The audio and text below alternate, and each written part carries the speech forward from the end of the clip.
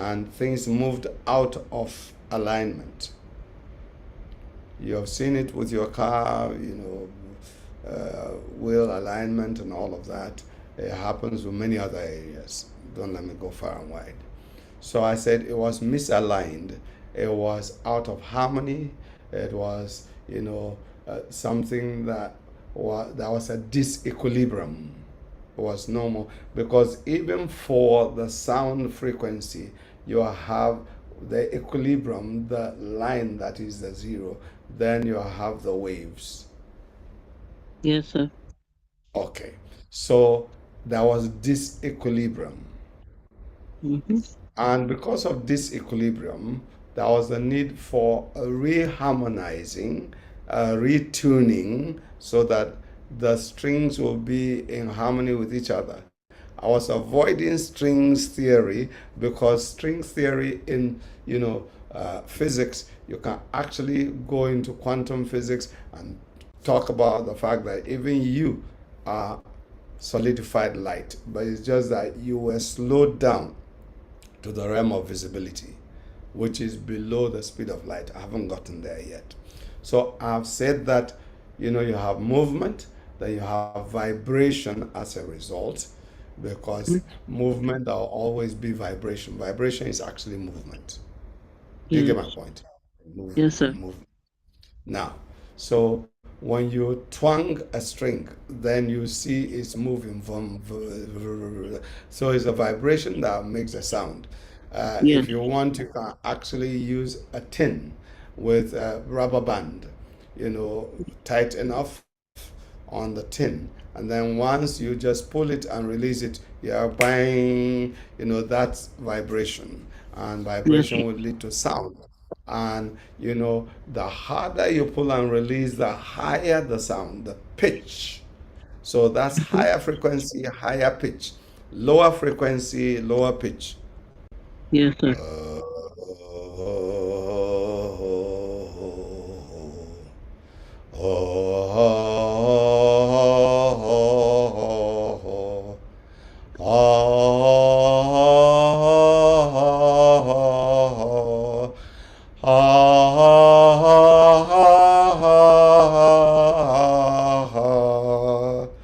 Now,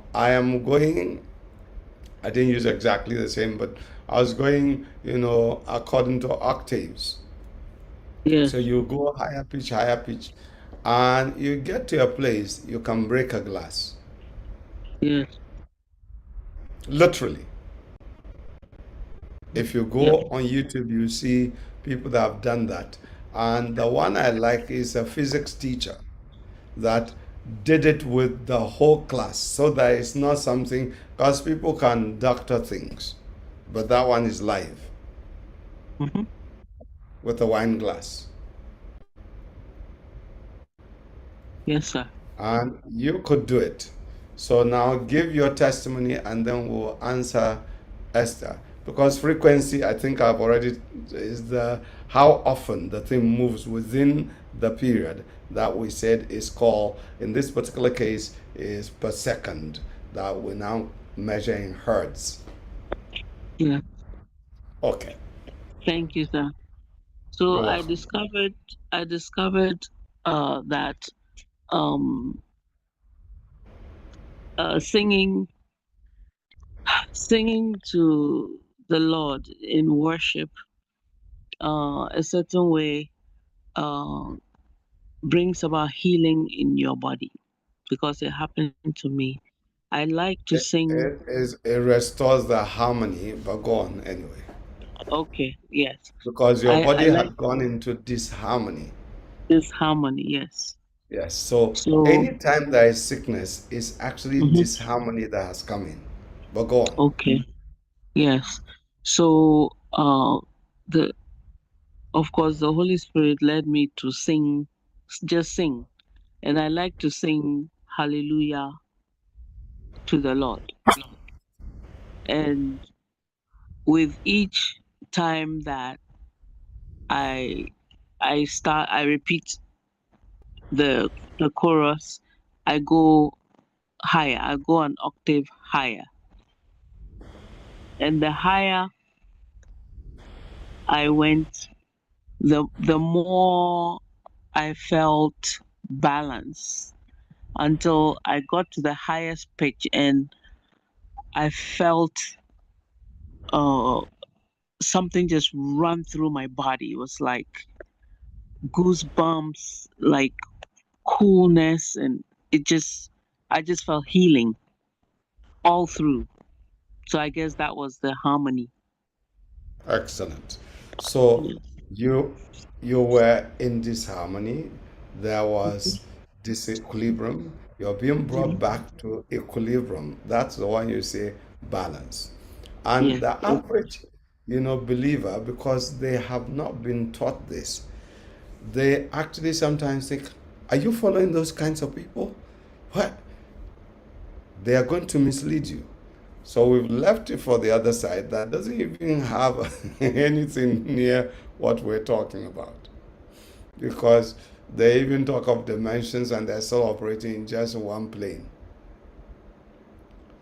For example, many of you have heard me talk about when they say, you Christians, you believers, you have only 3 heavens. We have 7 heavens. I say, you people are still operating in one heaven and you are making noise.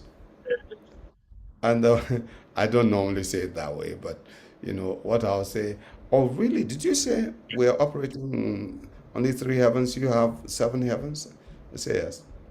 And I ask you, tell me, I say, okay, do you realize that the so-called 7 governors of the heavens, the sun, the moon, the Mars, and then Mercury, and then, Jupiter, and then Venus and Saturn, they are actually in one heaven,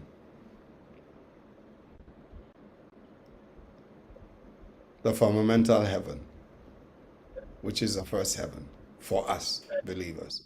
So you're still playing around some portions of the firmamental heaven because firmamental heaven has so many galaxies.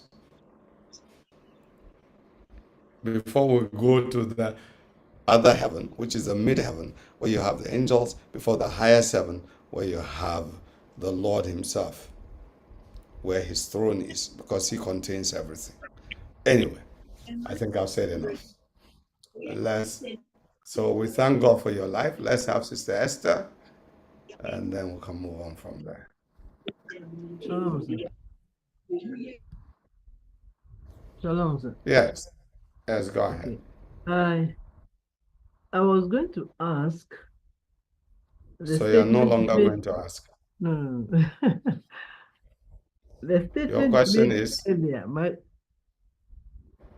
Let me phrase it. okay. Earlier on, you made a statement of Yes. that in the beginning, God created the heavens and the earth, and they were in tune, meaning there was perfect harmony. That's correct. Then the earth went out of tune Yes. into chaos. Yes. So I was going to ask, who caused the earth to move out of tune and go into chaos? But in this second explanation to Alheri, you said then there was movement. Now, this movement, I'm still asking a question about it.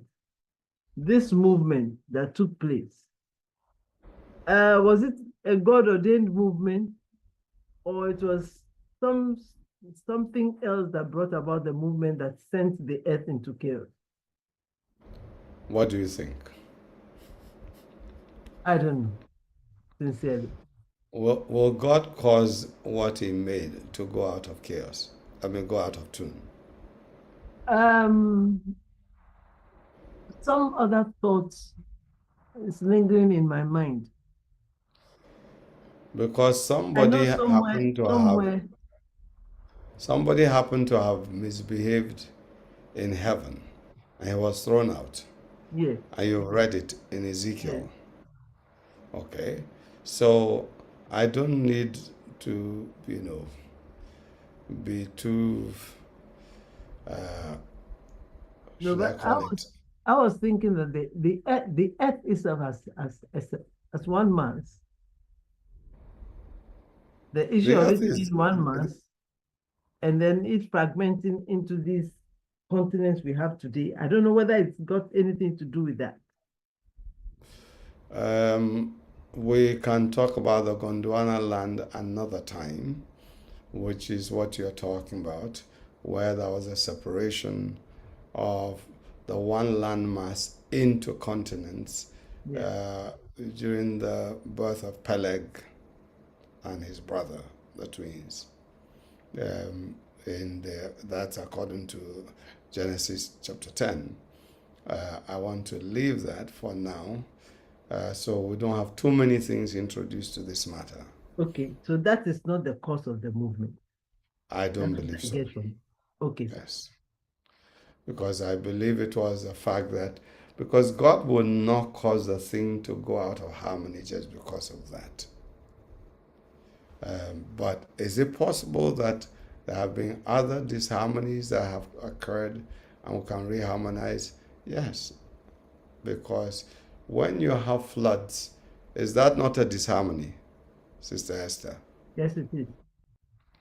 Is it possible you can actually use something to bring it back to harmony? Well, the earth can swallow the water. Yes, there is even, see, maybe when I get there, because we're finishing with the aspect of this before I will now go to verse 14, let there be, because verse 3, let there be light. Verse 6, let there be a firmament. Verse 9, let the waters be gathered to one place and let dry ground appear. Verse 11, let the land produce vegetation. Verse 14, let there be lights in the firmament. Verse 20, let the water steam with living creatures. Then verse, Verse 24, let the land teem with living creatures. Verse 26, let us make man in our image. Every one of them was God using the principle of movement, energy, vibration, and frequency. That's not the exhaustive treatment. I'm just giving you the few that I gave you today because he spoke. And if I started speaking like this, I've changed. If I spoke like this, I've changed the frequency of vibration. And, I have also changed the pitch as a result. Does that make sense? So what he was doing, he was bringing things back into alignment by speaking, and certain things were happening. I'm going to go ahead and, let Sister Mercy either ask her question or whatever. I finish that. Let me quickly go back to the aspect of God speaking so that when you speak, you are actually trying to realign things. So don't speak chaos into your life. Don't speak confusion into your life. Don't speak sickness into your life. Don't speak defeat into your life. Don't speak aimlessness into your life.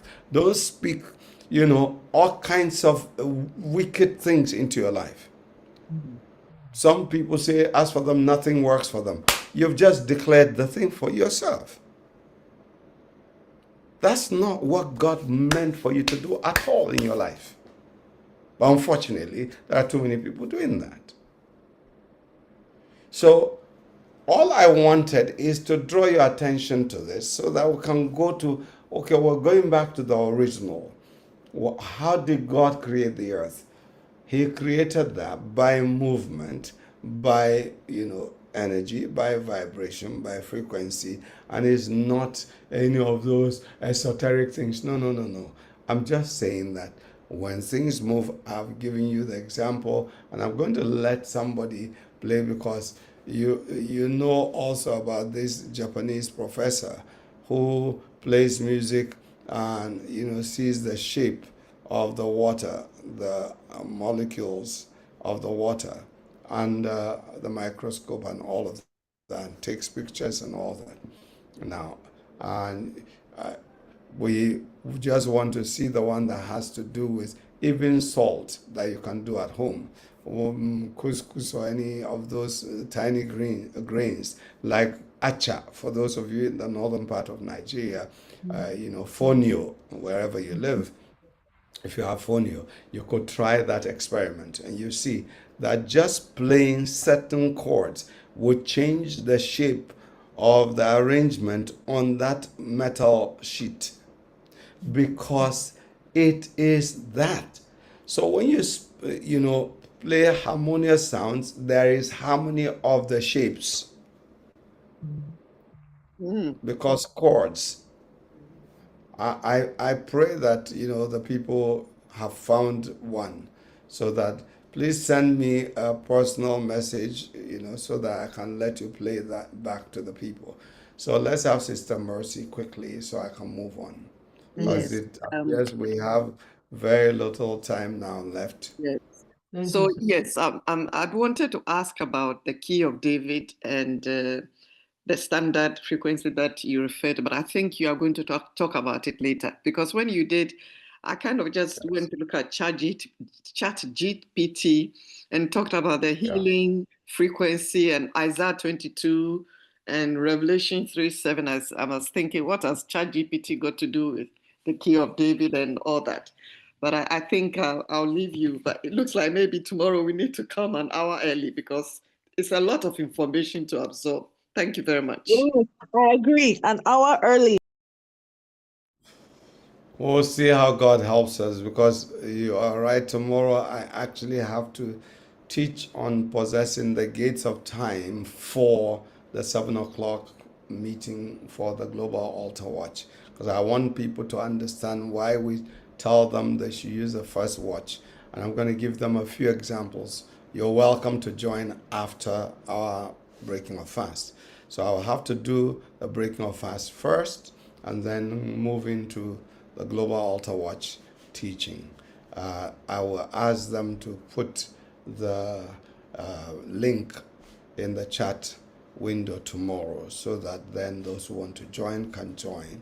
So you know why, because people should be begging to pray, in their own nations, renewing their own covenants, renewing the covenant for their family, their marriages, their cities, their nations, their continents, and all of that, as against people begging them. Because once you understand that, I'm realigning everything with the original, then it will be back in harmony.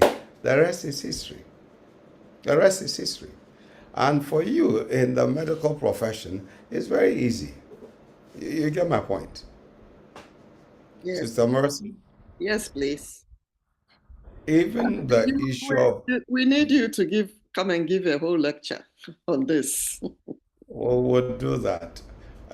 That's why I said what I was saying. I was not being preposterous by making the statement, because, somebody like you, having been with Gavi and all the other places, you've been in your profession for over 30 years, you've practiced, as a medical person.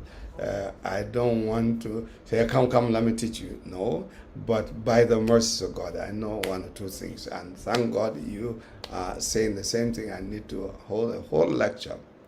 And I was privileged to have a professor who is a fellow of the Royal College of Surgeons in the UK say to me that he wants me to come and speak to all the professors in his university. I won't go into too many details, because he was the dean of the Faculty of Medicine.